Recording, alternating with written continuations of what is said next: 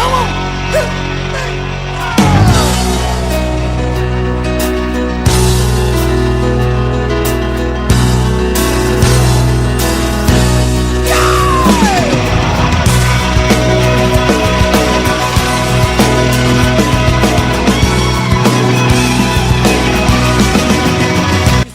Well, good morning. Welcome back to the Broadcast Retirement Network.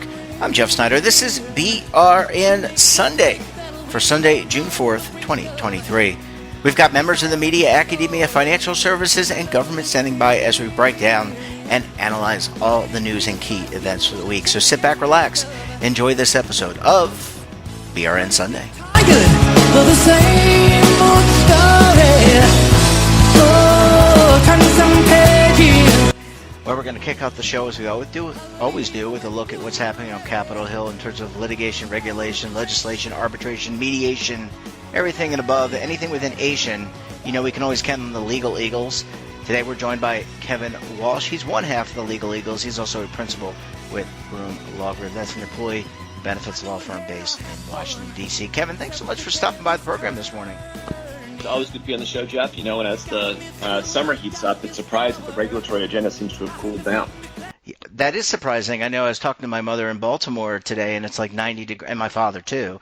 It was like 90 degrees. So this is putting a little bit of a damp or a cooler temperature to things. Kevin, let's talk about the nomination process. I think you wanted to talk about the Secretary of Labor position. I think Marty Walsh, no relation to you, left to join the National Hockey League or do something with the National Hockey League. But there's another nominee. What's the status of that nomination? Yeah, so Marty Walsh left a few months ago to become the executive director of the NHL Players Association. That's what it was. Yep. You know, I've always viewed it as a step up from government to professional sports league. Okay. So I you know what? If I were in that position, if I were a Walsh in that position, I'd have made the same move. But where that's left us is it's left us with a Department of Labor without a Senate-confirmed head. You know, without somebody who has gone through the presidential appointment process and the Senate vetting process to essentially set the agenda and run the agency. Mm-hmm. And the individual who's currently running the agency, so, you know, when the secretary steps down, the assistant secretary gets to step up and act as secretary, is in kind of an awkward position. So acting secretary of labor is currently Julie Su from California. And what makes this kind of awkward is that in addition to, you know, having served as the assistant secretary and now in the acting role, she's also the same individual who has been nominated and is before the Senate in terms of confirmation to take on the Secretary of Labor role. And the awkwardness of this is that, you know, anything that she does or anything the Labor Department does between the time that, you know, Secretary Walsh moved on to the NHL and a confirmation vote for Assistant Secretary Sue is going to be viewed through a lens of the confirmation process. Mm-hmm. And by that I mean, you know, any action, any regulatory project, any rulemaking project, any, you know, sub-regulatory guidance, there's not a lot of political cover for Assistant Secretary Sue for that because it, in the eyes of the Senate, you know, anything coming out of the Labor Department is going to be viewed as her policy, mm-hmm.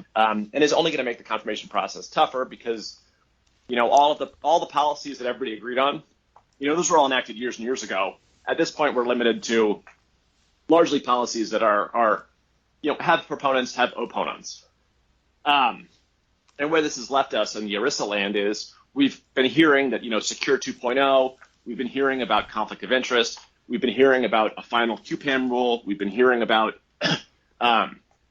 revisions to the exemption application procedures, we've been hearing about revisions to error correction, we've been hearing about a new missing participant lost and found. You know, we haven't seen any of that go from the Labor Department over to the Office of Management Budget on its way to the Federal Register and to being published. And so what we think is happening is that there's a bit of a traffic light where there's essentially a red light at the moment, but everyone's getting their policy priorities, everyone's getting everything ready to go, but it can't go in a public manner until after there's a confirmation decision with respect to acting Secretary Sue. Kevin, if I could just interject, knowing all of this, and we're not going to wade into the politics of this, but what does this mean for example, Department of Labor and Secure 2.0, some of the regulatory things that are happening? Does that get put on hold? Because as you, David, and I, and others have talked about, there's a lot of people waiting for guidance, sub-regulatory guidance around this 90 some odd provisions. That's a good question, and I'm gonna interject something else here, which is Sure. you're not the only one asking about where Secure 2.0 guidance is. Oh, okay. Congress is asking as well. Oh, good. And Good company. On May 30th, Chairman Sanders and Ranking Member Cassidy of the Senate Health Committee sent a letter to the Department of Labor saying, they provided examples of priority Secure 2.0 guidance and said, hey, DOL, let's get working on this. So you're not the only one wondering where that guidance is. Now, in terms of the Sue nomination, it holds it up a little bit, but it only holds it up in the sense that if it was going to go over to be published in the Federal Register, that's being delayed. There's a lot that can be done inside the building. They write everything out. They write the preamble, they write the rules, and then it goes over to be published. They can still be working on that right now. And we expect that they're working diligently on rulemaking, except they're basically putting in a file to get it ready to go once there's been a decision on acting Secretary Sue. So if this drags out, if the Sue nomination is lingering at the end of the summer, then that would be a cause for some concern. Mm-hmm. But the Sue nomination looks like there's going to be some movement on it, whether it goes or doesn't go in coming weeks. And one thing coming up, Jeff, is on June 7th, the House Education and Workforce Committee is having a hearing where acting Secretary Sue is going to testify and answer questions about the Department of Labor's agenda. Mm-hmm. So that might be a topic that we talk about next week is, what comes out of that hearing. But also it'll be an opportunity for the Assistant Secretary to answer questions from Congress in an attempt to, assuage the concerns of a handful of moderate Democratic senators who haven't signaled yet which way they're going to vote. Well, Kevin, let me ask you, let's talk about the summer. You talked about what's happening with Julie Sue and her nomination. That might be slowing some things down with the Department of Labor regulatory environment. What about in general? Is the summer a slower month for regulations? Because there's a lot going on in the benefits world related to Secure 2.0. There's a lot going on with other changes. Where do we stand with that regulatory guidance across all the different apparatus in the ecosystem? I wish that we could say that the summer was a slower time for regulations and that, when it's August and I'm trying to get away, that I'm not refreshing the Federal Register at 8:45 to see that day's version. But unfortunately, the regulatory, landscape or timeline is more tied to the election cycle than it is to, the seasons of the year.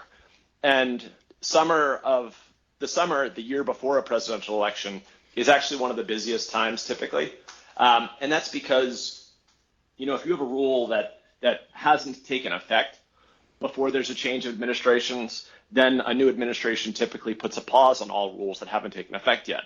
Similarly, if you have a rule that gets published and finalized, fewer than 60 legislative days of the Senate, and Senate legislative days are different than calendar days, 60 legislative days could be next June, then the new Congress has an opportunity to essentially quash whatever rulemaking was just finished. So if we look at a proposal and you're trying to have it done in light of, the possibility that a change of administration or that an election could change the favorability of a rule surviving a congressional challenge, you really need to have your proposal out by the end of the summer before in order to finalize it the following spring. So, as soon as we see action on the Sue confirmation, I would expect that we're going to see, a monsoon, and I'm using monsoon because it's summer and we're going to have warm weather rain instead of a blizzard of rules in the winter. We'll see a monsoon of rulemaking pretty quick. Well, Kevin, we're going to have to leave it there. We covered the legislative and the executive branch. Next week, maybe we can just pick up the thing. I know I want to ask you guys about Supreme Court decisions, but let's talk about that next week because we're coming up to the end of the Supreme Court term. Kevin Walsh, always a pleasure chatting with you. Give our best to David Levine, and we look forward to having you back on the program again next week, my friend. Thanks, Jeff, and thank you, listeners. Bye-bye. Bye. But if you're tired of the same Imagine a new television network that will make you richer, healthier, and in control of your financial future.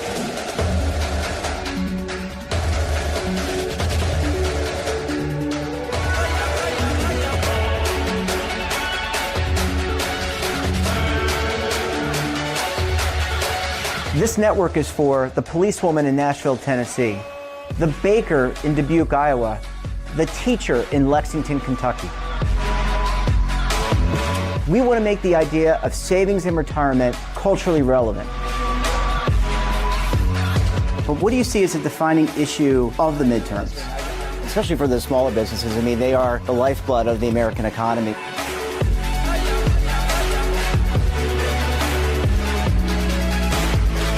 Featuring exclusive interviews, current affairs, and docuseries.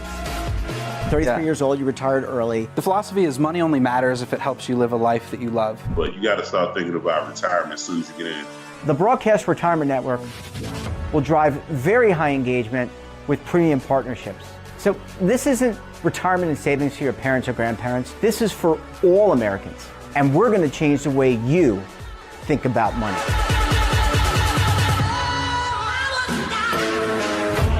Welcome to the next frontier of retirement and savings. This is BRN, the Broadcast Retirement Network. Are you stuck with a low credit score? A credit report and score that's causing you to be denied credit or pay higher interest rates than others for the same things? Then do what Terrence did and call Credit Repaired for your free credit evaluation to help restore your credit. I started thinking about buying a new house, and my score wasn't where I needed it to be. I called and spoke with one of the representatives, and we just had a good conversation, and I liked what he was saying. Just one call for his free credit evaluation was all it took to start back on the track to repairing his credit. I'm seeing the deletions, and I'm getting the report, so I know something's being done. It does make a difference to me. All it takes is one call to get started. Credit Repair has given me a second chance to have a better credit score. Don't let a low credit score hold you back another day. Do what Terrence did and make the call for your free credit evaluation. Call 800-819-4152. That's 800-819-4152. Again, 800-819-4152. Welcome back. We're joined this morning by John Lowell of October 3 Consulting. John, thanks so much for staying with us this morning. Really appreciate you hanging around for segment number 2. You're very welcome, Jeff. Pleasure to be here. I like this topic because everything you read about, you hear about is just the diminishing number of defined benefit plans. It's good that these benefits get a fresh look. I want to ask you about something, communication, education. That is a big part in general about benefits. It's a big part of the 401k system, supposed to be. What about communication, education about defined benefit plans and pensions? I don't recall ever being educated in college about this, and everything that I've learned over the last almost 30 years has been experience driven. But what do we need to do in terms of communicating about these types of benefits?